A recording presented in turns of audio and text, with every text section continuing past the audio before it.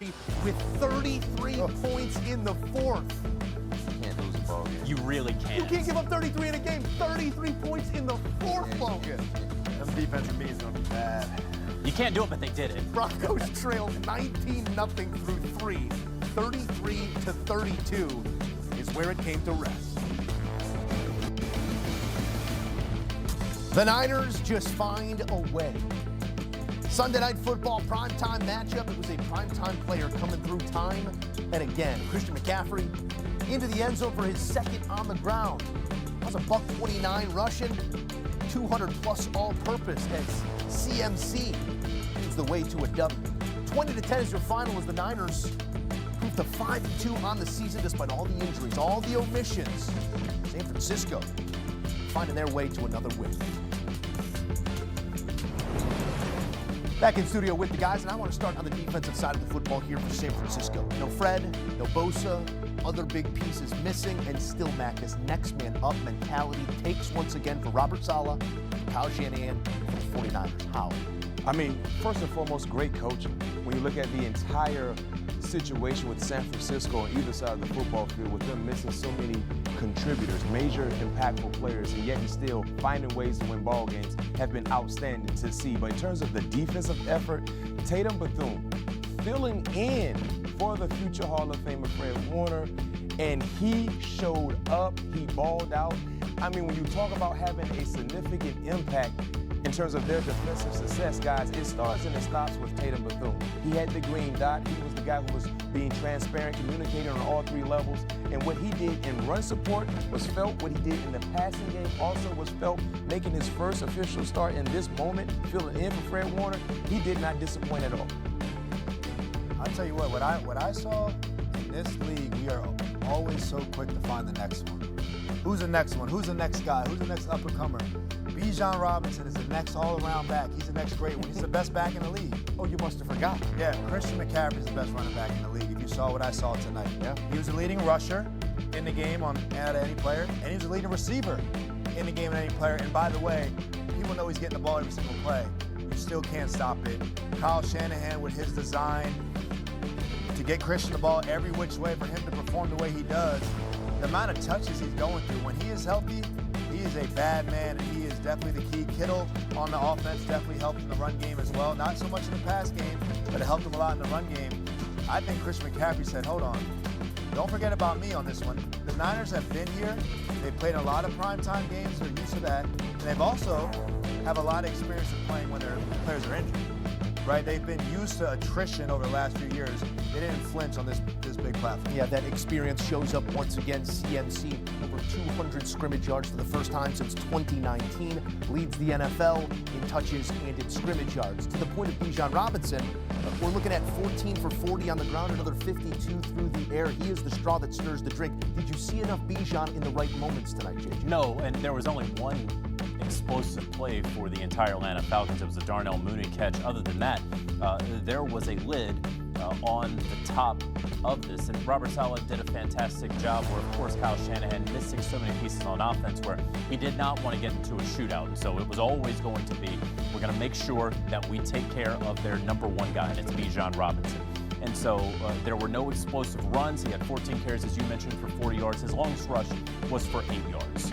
And then in the pass game, 6 catches for 52 yards. He got some first down conversions, no doubt, but they didn't let Bijan Robinson beat them. They said, if we're going to lose, it's going to be Michael Penix Jr. throwing the football around the yard. Michael Penix Jr. did not throw the football around the yard. San Francisco defense instead holds them to 10 points, 292 total yards. I want your thoughts here on Bijan, the proper usage, because we've seen him pop. We've seen this run game lead the NFL, 161 yards per game. They go for 62 on the ground tonight, Mac. There's been lulls. There's the Carolina game. There's this one. How do you explain the herky-jerky, for lack of a better term, nature of what this team produces week to week? This is the first telling sign, viewers, when you watch the NFL week in and week out, when you're trying to determine who is in a certain category in terms of a high-tier category, playoff-worthy category, championship-like category. Those are the teams that show up and you see a consistent trend of production. That's the issue for Atlanta. It's hard to understand what happened in Carolina. and then that debacle in Carolina, and then you come back last week against Buffalo. And then when you do what you did against Buffalo, us as fans, we're anticipating seeing at least flashes of that the next week against another playoff caliber team, and we see the total opposite. So this is a telling sign for me that Atlanta, they're not there yet. They're not there yet. The NFC South, is Tampa Bay's division to lose right now. Because when you look at Tampa and what they do and how they play, the consistent stride of production follows them in Tampa or on the road. And that is the most confusing, annoying thing about Atlanta, because you can't tell me how you looked last week. Yeah, right. Dominant for 4 quarters on both sides of the football field, and you come in tonight's game, national stage once again, team that was missing so many contributors, and you just like you can't find your way on either side of the football field. That's the issue. So that tells all of us they're not there yet, and they have to find a way to be consistent, because one thing about playoff caliber teams, they thrive. Atlanta was trying to survive tonight. That's the issue. Either you're thriving or you're surviving. Championship caliber teams, they thrive in big time moments. And I think some of that, Matt, comes from mentality. That's where I want to take you, Logan, because you understand that building a little bit. Yeah. Robert Saleh, not there during your time there, but it seems like there's a lot of belief, not just in one another, but in the leadership in that room. What is belief worth? How do you quantify belief in a situation like the San Francisco 49ers are going through this season? Look, there's going to be attrition in football. Like we've been told next man up since Little League. I mean, we've seen injuries our entire football careers. You're used to that. A lot of us got our starts because someone else went down, and you get in there and then you do it as long as you can till you go down. That is just how this league is built on. But I want to talk about the importance of coaching in football compared to other sports, because football is a sport where I say every single play starts from a dead ball. We draw up a defense, you draw up an offense. Every play is an out-of-bounds play. So you got to get on your whiteboard, okay? And Robert Saleh had a game plan tonight that was better than what Atlanta had drawn up. He was going to take Bijan Robinson away. That was what we talked about all pregame. Who was going to stop Bijan? No Fred Warner, he's going to go off. You talk about bringing pressure, they found ways to bring pressure. They found ways to keep Bijan in protection. He designed and he pressured more than he has this year to make sure they take away the number one option, which is Bijan Robinson. Who else steps up?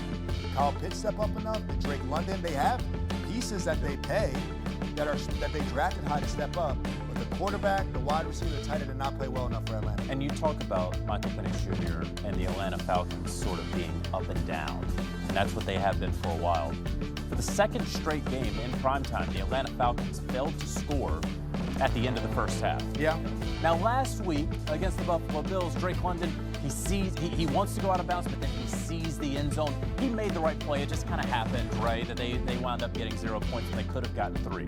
But tonight, Michael Penix Jr., while in the pocket, under duress, you know, he has a huge arm. That's what we all talked about. That's the reason he got drafted number 8 overall by the Atlanta Falcons. Was because how he was whipping that ball through the Seattle rain when they went to work him out. Throw it out of the back of the end zone. But instead, he threw it out of bounds. It was ruled intentional grounding. Of course, the ball hits with 10 point whatever seconds on the ground. 10-second runoff, you get 0 points. In a game like this, we already knew that this was a game where you're going to need